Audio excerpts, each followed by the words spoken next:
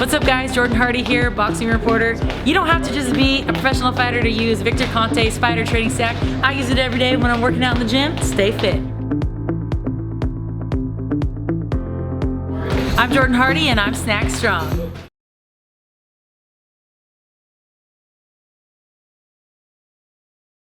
We're here with Vergil Ortiz, working on his mural.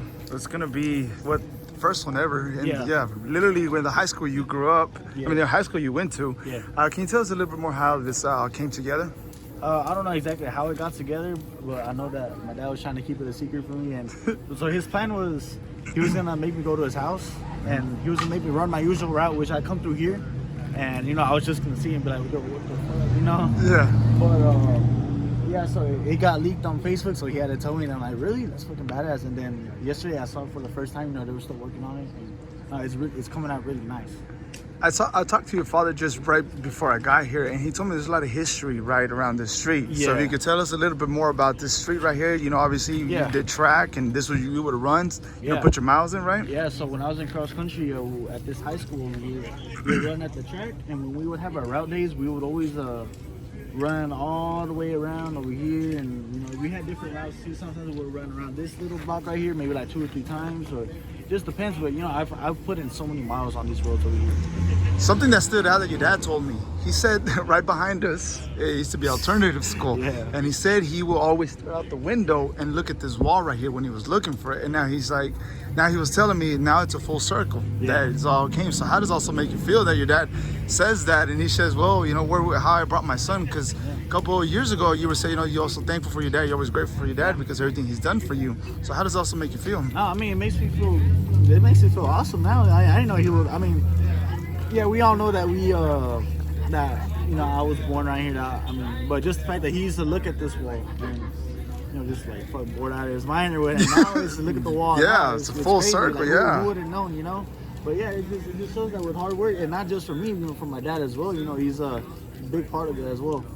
And it just shows that, you know. If I'm not mistaken, there's not a lot of fighters here in Dallas have their own mural. So I'm sure you're just one of the ones having here. Does also motivate you also for the kids coming up, because there's a lot of kids looking up to you. So does it also keep you like you need to keep on I need to keep on pushing, I need to keep on working hard in the gym, right? Exactly. Yeah. No, it's definitely, I hope that it motivates others, but it's definitely going to motivate me even more, you know, because just I feel like I'm nowhere close to where I want to be. You know, this is already what's you know coming out of what I've done already, and I know that there's going to be a lot more done once I get up there where I really want to be at. Maybe once I retire, I hope I get a statue somewhere.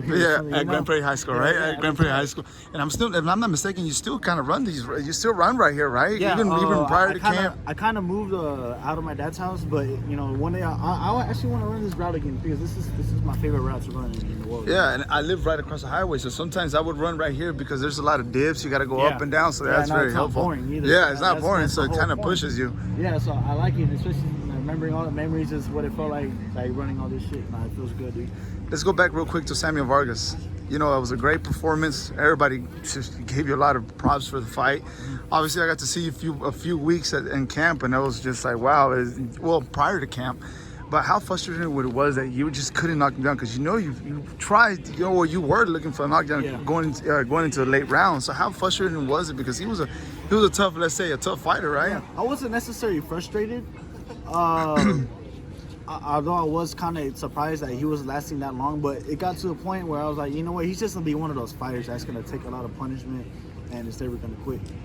And that's once I changed my mentality from I'm gonna knock him out to I'm just gonna wear him down with a lot of punches and you know, how you say, like punches that actually mean something, you know, not just like whatever.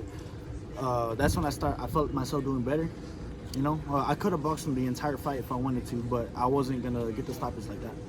And so that's why I did it in the first few rounds, just to kind of get him, like, he has to change up the way he's fighting, and then I can change up the way I'm fighting, adjust to him. And you know, it's just I can't really explain it. It's like I feel when it's time to do stuff. And you can also see it in your opponent, the way when he will be backing up. You can also see it, but him was just still coming, and you can notice that.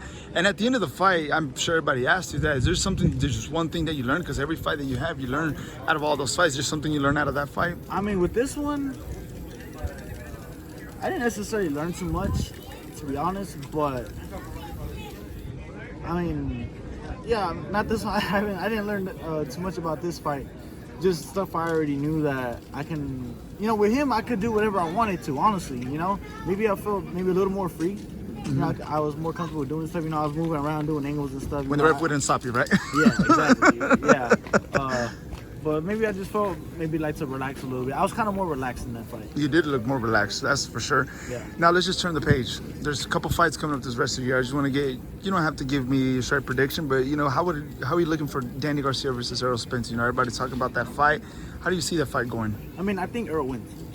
You know, he's a strong fighter. He's a southpaw. You know, I'm sure Danny's gonna have some trouble with him being a southpaw.